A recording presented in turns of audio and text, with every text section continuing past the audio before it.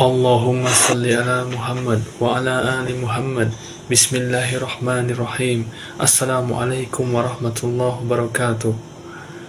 Wahai ya Rob, kami patuh akan seruanmu. Dengan kabar akhir zamanmu, telah engkau kabarkan kabar kepada kami tentang kebenaran Qasim, mendapat petunjuk darimu dan dari Muhammad sallallahu alaihi wasallam, nabi terakhir kami, dan saksi Isa ibni Maryam alaihi salam hadir dalam petunjuknya. Jika engkau telah kabarkan kepada kami ya Rabb untuk berbaiat kepada Muhammad bin Abdullah alaihi salam untuk tegakkannya Imam Mahdi dan engkau segerakan kedamaian Palestina, kami berbaiat kepada Muhammad bin Abdullah atas seruanmu ya Rabb. Dan kami setia dalam sumpah kami. Demi Allah, jiwaku dalam genggamanmu, kami meneguhkan hati. Saya, Khalid bin Walid, dalam seruan engkau ya Rabb, berjalan di jalan Muhammad sallallahu alaihi wasallam dalam seruanmu, dan kami setia kepada seruanmu ya Rabb, dan kami berjanji La ilaha illallah Muhammadur Rasulullah. Muhammad bin Abdullah alaihissalam adalah penegak Khalifatullah Imam Mahdi Qasim, dan kami setia dengan seruanmu ya Rabb. Terimalah kami ya Rabb dalam seruanmu kepada saksimu Ruqayyah binti Ahmad yang engkau jadikan jadi semua kehendakmu, dan kami taat dan patuh berjalan di jalan Nabi Muhammad sallallahu alaihi wasallam, nabi terakhir kami, dengan hukum-hukummu, menjauhi larangan bertikai, berdebat, fitnah, hasad, hasud dan adu domba selain kami menerima dan patuh. Sesungguhnya jalan Muhammad sallallahu alaihi wasallam adalah jalan yang engkau ridai ya Rabb. Nabi terakhir kami, dengan hukum-hukummu, menjauhi larangan bertikai, berdebat, fitnah, hasad, hasud dan adu domba selain kami menerima dan patuh. Sesungguhnya jalan Muhammad sallallahu alaihi wasallam adalah jalan yang engkau ridhoi ya Rabb. Engkaulah Tuhanku, tiada Tuhan selain engkau ya Allah. La ilaha illallah Muhammadur Rasulullah. Allahumma sholli ala Muhammad wa ala ali Muhammad. Ya Hayyu ya Qayyum birahmatika astaghis. Bantulah kami ya Rabb dari dahsyatnya fitnah akhir zaman. Assalamualaikum warahmatullahi wabarakatuh.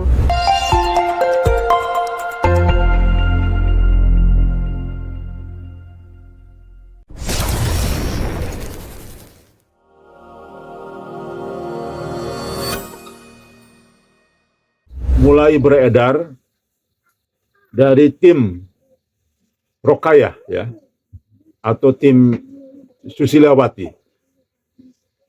yang memunculkan sosok Muhammad bin Abdullah, di mana sosok Muhammad bin Abdullah ini di dalam narasi-narasinya mulai mereka mengarahkan kepada sosok yang sesuai dengan hadis-hadis akhir zaman. Mengarahkan seperti itu. Beberapa hari yang lalu,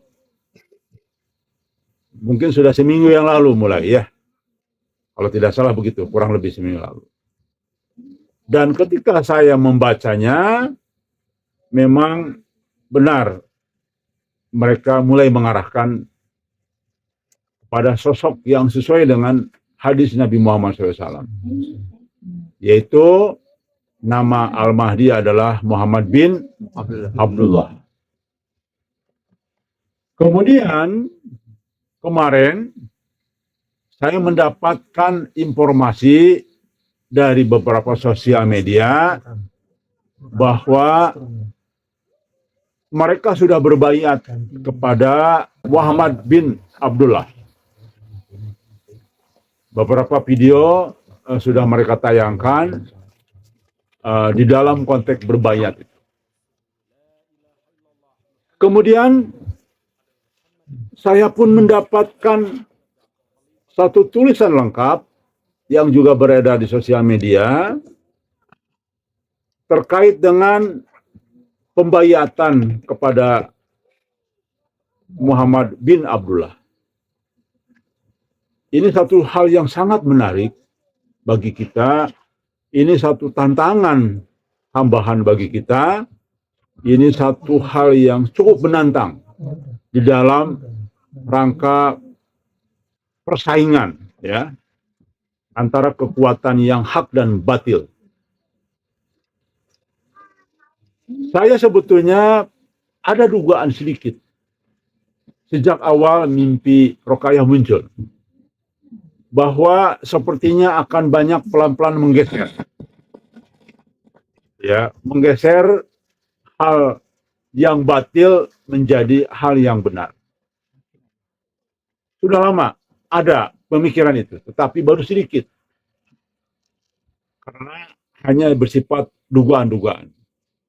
Namun, sekarang kita mendapatkan bukti banyak, baik dari beberapa hari yang lalu, ya, seminggu lalu, dan ternyata benar akhirnya mereka sudah membaiat Muhammad bin Abdullah ini sebagai Al-Mahdi.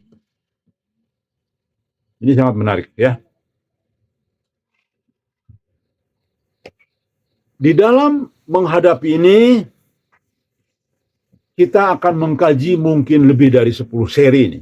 Jadi, mulai malam ini sampai dengan minggu-minggu ke depan, saya dan kita akan membahas tentang fenomena ini. Sekali lagi, Majelis Gajah kalau bicara selalu ada dalilnya. Tidak pernah saya terucap bicara tidak ada rujukannya. Baik dalil maupun mubasyirat. Itu harus. Tapi sebaliknya, grup-grup sebelah, siapapun itu, kelompok manapun itu, hampir jarang langka menggunakan dalil hadis. Maka hati-hatilah sekalian, rekan sekalian, siapapun bicara seolah-olah kebenaran, maka kalau tidak ada pegangan hadis, maka itu akan menanggung resiko tersesat.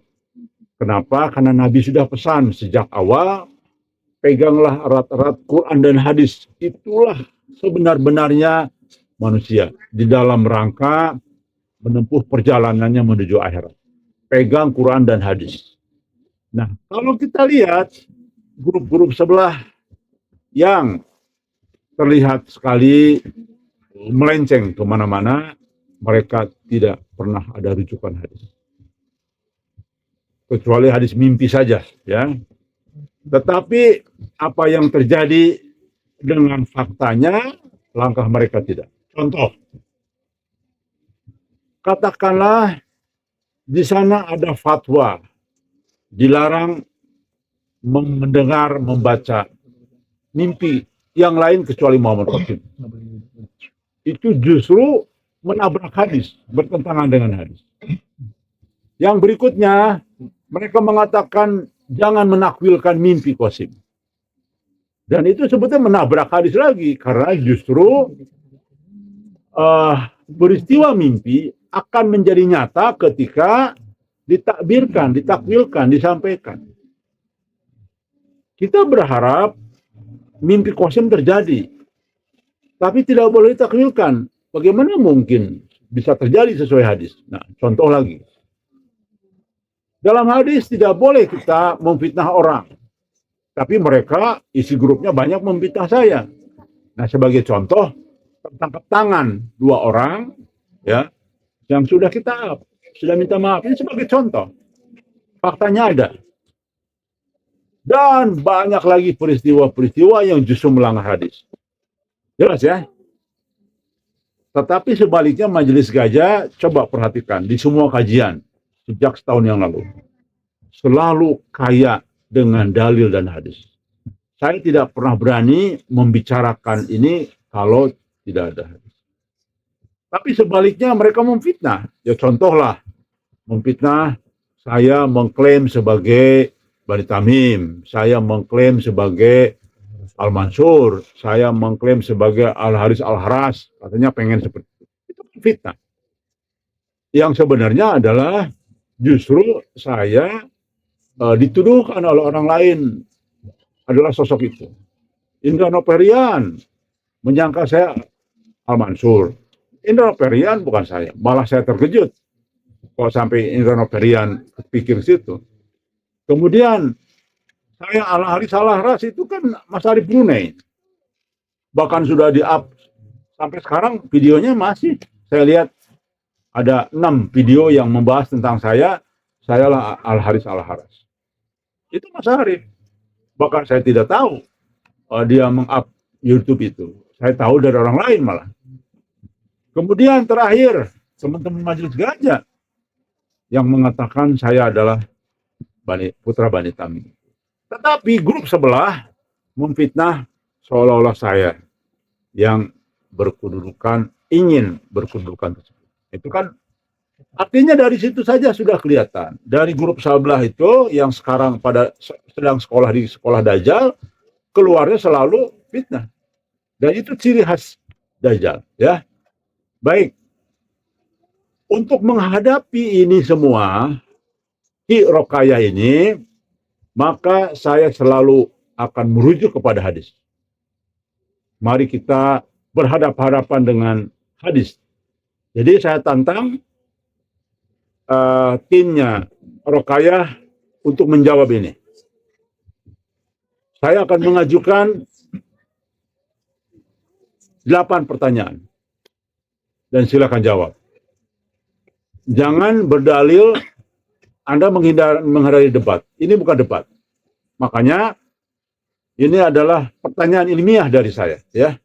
Baik, sebelum mengajukan pertanyaan itu, saya ingin membacakan sebuah teks yang ada dalam kumpulan dan juga sosial media. Saya bacakan dulu teksnya. Wahai ya Rob, kami patuh akan seruanmu dengan kabar akhir zamanmu. Telah engkau kabarkan kabar kepada kami tentang kebenaran Qasim mendapat petunjuk darimu dan dari Muhammad Sallallahu Alaihi Wasallam, Nabi terakhir kami, dan saksi Ibnu Maryam alaihissalam hadir dalam petunjuknya.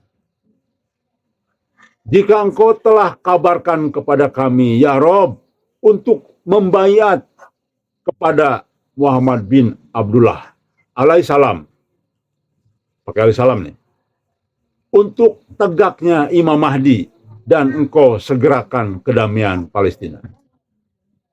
Kami berbayat kepada Muhammad bin Abdullah atas seruanmu, ya Rob, dan kami setia sumpah kami. Demi Allah, jiwaku dalam genggamanmu, kami teguhkan hati saya. Namanya siapa, gelarnya siapa, dan kedua-keduanya. Misalkan, saya di Biki Canara Master Management, nah itu maksudnya. Dalam seruan engkau, ya Rob, berjalan di jalan Muhammad Sallallahu Alaihi Wasallam dalam seruanmu. Dan kami setia kepada seruanmu, ya Rob. Dan kami berjanji, la ilaha illallah Muhammad Rasulullah Muhammad bin Abdullah alaihissalam adalah penegak khalifatullah Imam Mahdi Qasim. Dan kami setia dengan seruanmu, ya Rob. Terimalah kami, ya Rob, datang dalam seruanmu kepada saksimu Rokayah binti Ahmad yang engkau jadikan jadi semua kehendakmu.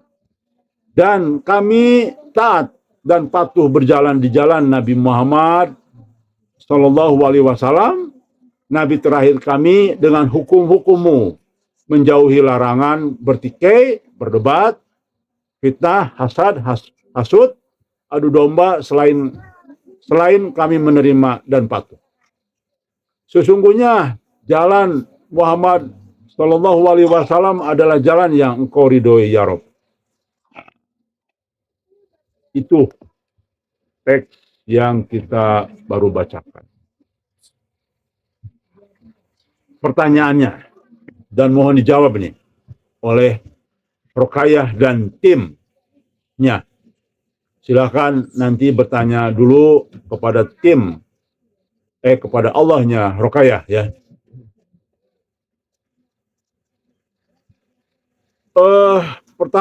Pertanyaan pertama. Di situ ada kalimat mengandung engkau telah kabarkan kepada kami ya Rob. Baik. Artinya di dalam mimpi Ruqayyah atau Ci Susila ini sudah dikabarkan tentang kemunculan Muhammad bin Abdullah ini. Ya, dan harus berbayat. Tapi lupa mana kabar yang disampaikan oleh Nabi 14 abad yang lalu tentang sosok ini. Yang sahih adalah kabar nubuwah yang seharusnya sudah ada di dalam nubuwah Nabi Muhammad SAW akan muncul Muhammad bin Abdullah ya sebagai pendukung kekhalifahan Imam Mahdi nanti. Satu, itu pertanyaan saya.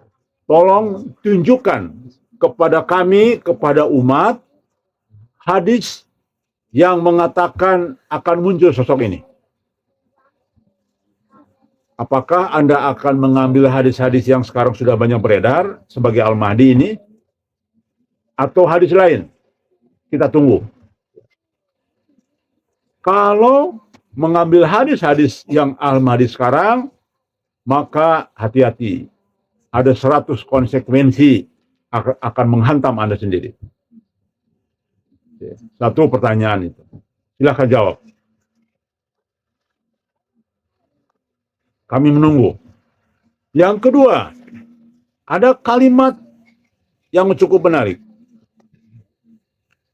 Untuk berbayat kepada Muhammad bin Abdullah alaihissalam. Pertanyaannya, kalau Anda mengatakan di situ Muhammad Qasim sebagai Imam Mahdi, lalu Muhammad bin Abdullah ini sebagai Al-Mahdi, berarti ada dua oknum yang berbeda nih kan, Imam Mahdi dan Al-Mahdi. Coba tunjukkan kepada saya, kepada kita, dan kepada umat Islam. Mana hadisnya bahwa nanti itu akan ada sosok satu-satunya di akhir zaman, yaitu Al-Mahdi dan Imam Mahdi, dengan dua sosok yang berbeda. Itu pertanyaan kedua yang silahkan bisa dijawab. Pertanyaan ketiga. Di sini jelas Muhammad bin Abdullah diberikan gelar alaihissalam. Pertanyaannya, kenapa Muhammad Qasim hanya disebut Qasim? Sedangkan Muhammad bin Abdullah ini namanya lengkap dan diberikan gelar alaihissalam. Itu pertanyaan ketiga. Mohon dijawab supaya umat Islam tahu nih. Yang keempat, di situ jelas ada teks bahwa Muhammad bin Abdullah ini muncul untuk tegaknya Imam Mahdi. Coba saya ingin mendapat penjelasan.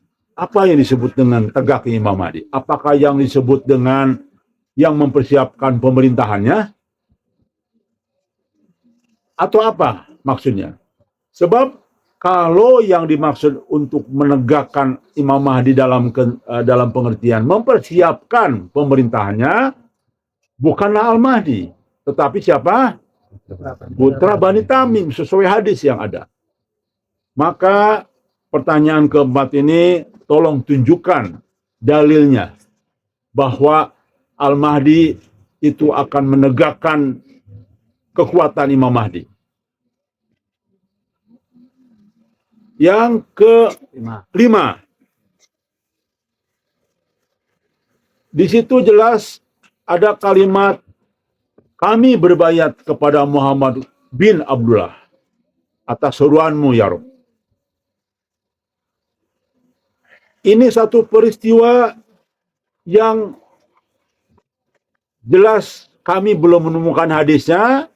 Berbaiat kepada Al-Mahdi pertama melalui sosial media. Yang kedua, tidak dilakukan di depan Ka'bah. Di antara makam Ibrahim dan artinya di depan Ka'bah. Mengapa tidak dilakukan di sana? Sebab teks hadisnya itu jelas membayat Al-Mahdi, bukan Imam Mahdi.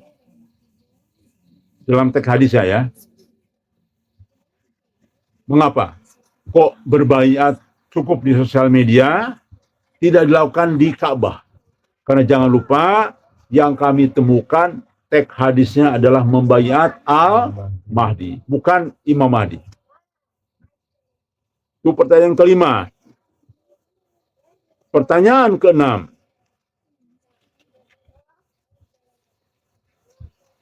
Tadi sudah disebutkan ada kalimat La ilaha illallah Muhammad Rasulullah Muhammad bin Abdullah alaihissalam adalah penegak Khalifatullah Imam Mahdi. Qasim, dan kami setia kepadamu ya Rabb. Apakah ini syahadat? Sebab ini kelihatannya seperti syahadat. Teks syahadat yang diambil kemudian ditambahkan kalimat ini. Ya. Itu pertanyaan ke-6. Mohon dijelaskan. Sebab ini teks syahadat. Di dalam Islam ini sudah baku. La ilaha illallah Muhammadan Rasulullah. Ya. Pertanyaan ke-6. Mohon dijawab. Yang ke-7.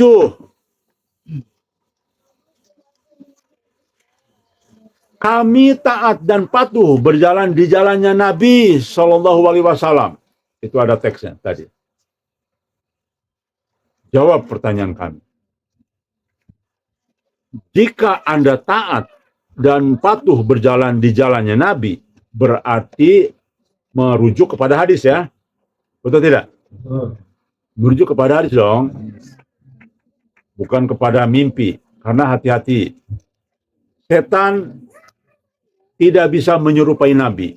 Tapi bisa mengaku Nabi. Hati-hati. Silakan nonton kajian Majelis Gajah sebelum-sebelumnya. Rekan sekalian, yang baru bergabung, yang baru nonton tayangan ini, hati-hati. Di dalam teks hadis jelas. Sudah dikaji ini, nggak mungkin dikaji sekarang. Ini waktunya sangat sempit. Nonton saja video-video sebelumnya. Setan tidak bisa menyerupai Nabi. Tapi setan bisa mengaku Nabi. Hati-hati ya. Nonton sebelumnya. Pertanyaan kami tadi yang 7. Kami ingin Anda membuktikan ketaatan Anda dan kepatuhan Anda kepada jalan Nabi dalam teks hadis, bukan dalam teks mimpi. Sebab sekali lagi, mimpi kedatangan Nabi, pengaku yang ngaku Nabi bisa dilakukan oleh setan. Jadi tunjukkan kepada kami.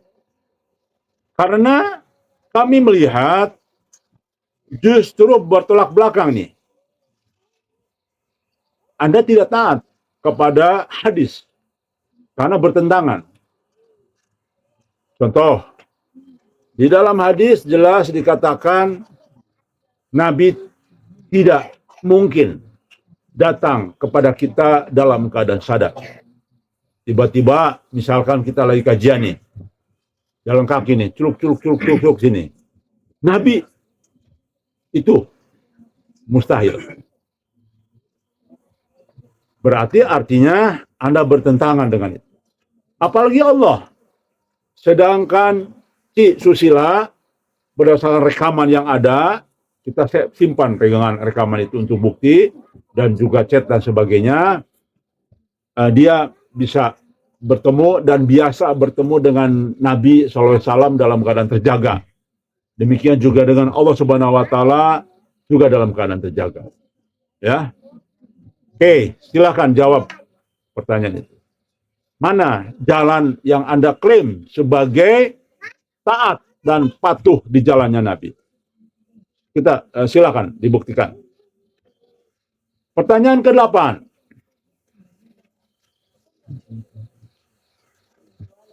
Jalan Muhammad SAW adalah jalan yang engkau ridhoi ya Rob.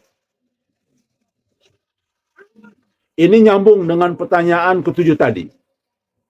Yang disebut dengan jalan Nabi Muhammad yang engkau ridhoi yang mana? Yang terkait dengan konteks pengakuan mimpi Roqayyah ini. Kita minta pertanyaan ke-8 itu dijawab.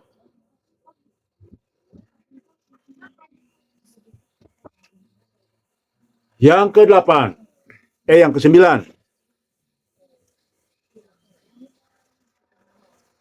Di sini jelas tiba-tiba muncul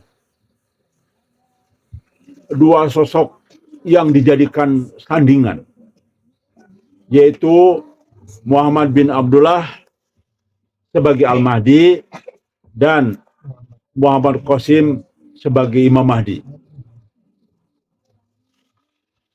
Pertanyaan berikutnya adalah, apakah nanti Muhammad Qasim akan dibayat di Mekah? Jika benar, apakah Al-Mahdi juga akan ikut membayat? Ya. Lalu jika benar, apakah hanya di grupnya Roqayyah yang 313 orang ini akan membayat sesuai dengan keyakinan Anda? Jika itu benar, mohon tunjukkan dalilnya kepada kami bahwa Al-Mahdi akan membayat Imam Mahdi. Ya. Dan bahwa hanya di grupnya Roqayyah saja yang membayat Imam Mahdi nanti. Itu saja saya kira 9 pertanyaan. Saya ambil angka 9 adalah angka ganjil, angka yang Allah sukai. Pertanyaan ini insya Allah Allah sukai. Pertanyaan ini insya Allah gembira malaikat mendengarnya. Karena saya yakin mereka tidak bisa menjawab. Kalau Anda tidak bisa menjawab, mereka tinggalkan. Tobat nasuha. Anda sudah membayat Al-Mahdi. Ya. Karena kami belum mendengar apa petunjuk-petunjuk yang diterima oleh Al-Mahdi Anda. Ingat, Al-Mahdi itu orang dapat petunjuk. Seharusnya muncul dulu petunjuk-petunjuknya, sehingga kita bisa menilai apakah ini benar Al-Mahdi atau bukan. Karena Allah sudah bekali kita dengan pikiran otak agar kita berpikir. Allah selalu mengisyaratkan dalam teks Quran, berpikirlah kalian, berpikirlah, berpikirlah. Merenunglah. Artinya segala sesuatu keputusan itu harus dipikirkan dengan matang, lalu dianalisa dan diputuskan dengan baik. Namun kami dan umat Islam tidak bisa memutuskan apakah Muhammad bin Abdullah ini Al-Mahdi. Dari mana kita memastikan bahwa dia orang dapat petunjuk, sedangkan petunjuknya belum pernah kami dengar? Lalu apakah hanya Imam Mahdi yang dapat petunjuk? Anda sudah mengingkari dengan satu sosok. Ingat, Mahdi banyak. Kalau Anda menyebutkan Muhammad bin Abdullah itu Mahdi, saya bisa percaya. Walaupun saya harus minta, mana petunjuknya? Karena Mahdi itu banyak. Sampai hari ini bisa jadi ribuan Mahdi. Mahdi itu orang dapat petunjuk. Al-Mahdi itu adalah orang satu-satunya yang sudah dinubuahkan akan menjadi pemimpin kita. Al-Mahdi, ya. Tunggal, lebih mengisyaratkan kepada sosok tunggal. Imam Mahdi nanti ketika sudah dibayat, sudah memimpin dunia, sudah jadi imam kita. Sudah kita berbayat kepadanya. Itu penempatan bahasanya. Ya. Maka jadi zaman Nabi, sosok sahabat disebut Mahdi. Oh, dia tuh Mahdi itu. Ada hadisnya, ya. Betul, karena sering bermimpi. Baik. Tapi karena Anda sudah menulis Al-Mahdi itu adalah Muhammad bin Abdullah yang Anda pajang fotonya, maka mohon minta pertanggungjawabkan dalam teks tadi, ya. Kita akan menunggu jawaban dulu dari timnya Rokayah dan dari Rokayah dulu. Silakan Mbak Ci Susila, Anda minta petunjuk lagi kepada Allah untuk menjawab ini, ya.